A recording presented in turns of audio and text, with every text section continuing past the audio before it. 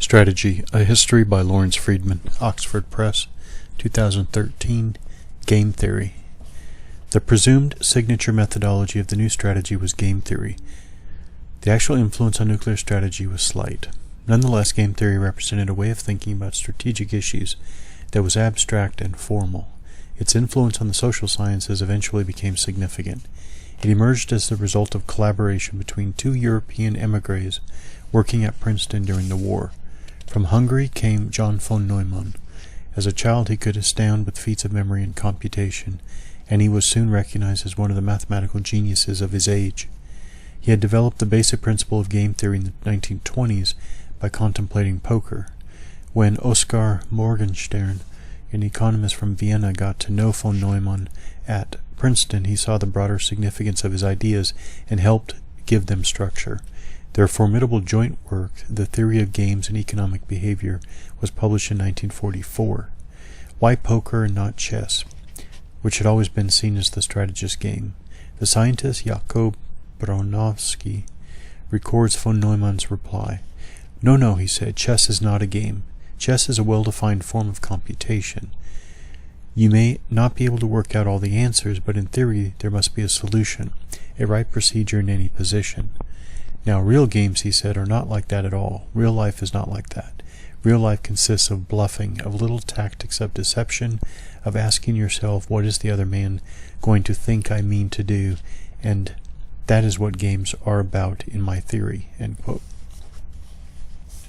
In chess, both sides are working with exactly the same perfect information, besides what is going on in the head of the opponent. Chance is a factor in poker, but the game is not pure chance. It is possible to apply probabilities to assess the likely hands of other players. As there will always be a degree of uncertainty, the same hand can be played in different ways according to judgments about whether other players are bidding out of strength or weakness. It is possible to outthink the competition. Game theory was therefore about intelligent strategists in inherently uncertain situations. Von Neumann watched how in poker all the players encouraged uncertainty about the quality of their cards. Bluff was essential and unpredictability in their play helpful. He identified the optimum outcome for one rational poker player playing against another as the minimax solution, the best of the worst outcomes. His 1928 proof of this solution gave game theory its mathematical credibility, moving it away from a representation of how a game might be played to a suggestion of how it should be played.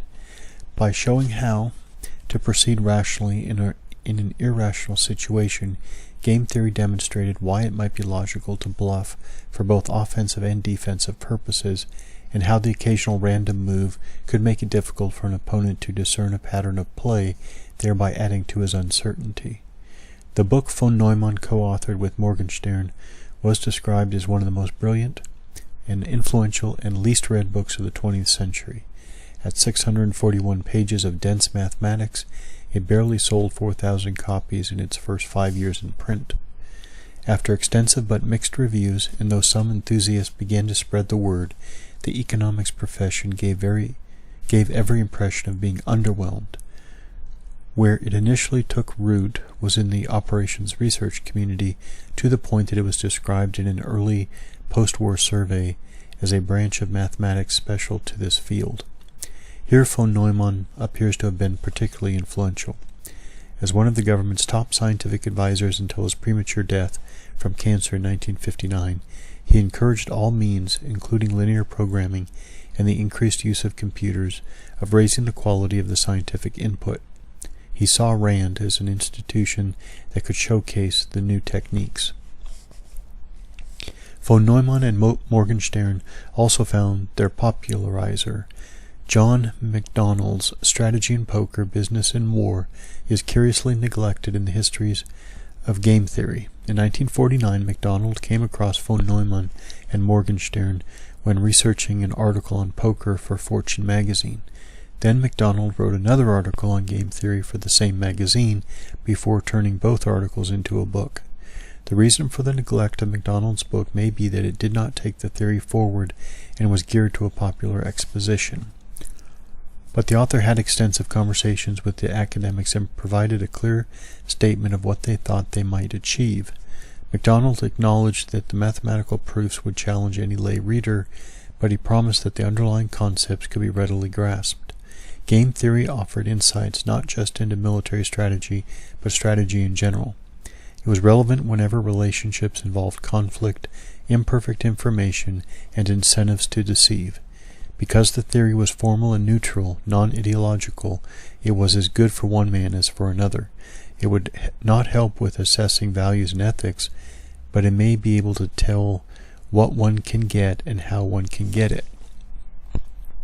In terms of the shift in strategic thinking prompted by game theory, the critical insight was that acting strategically depended on expectations about the likely actions of others over whom one has no control.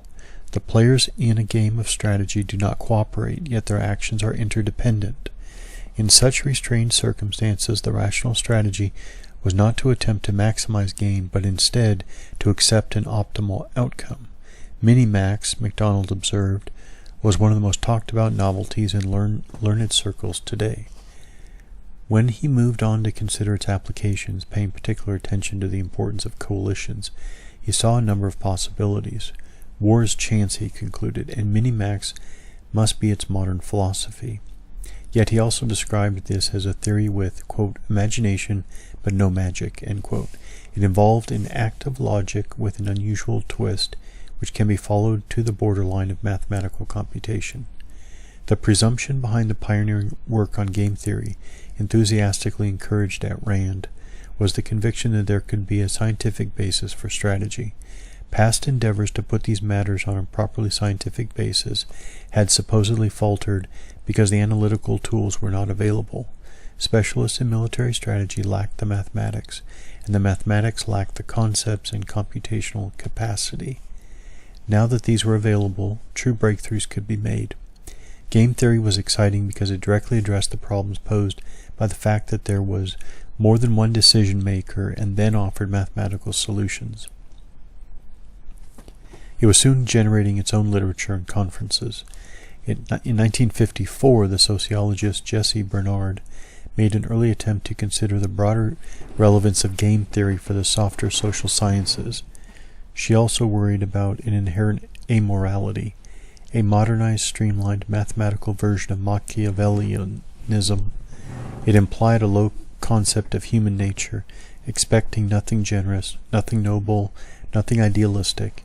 It expects people to bluff, to deceive, to feint, to withhold information, to play their advantages to the utmost, to make the most of their opponent's weaknesses. Although Bernard acknowledged the focus on rational decision, she misunderstood the theory, presenting it as a mathematical means of testing rather than of generating strategies.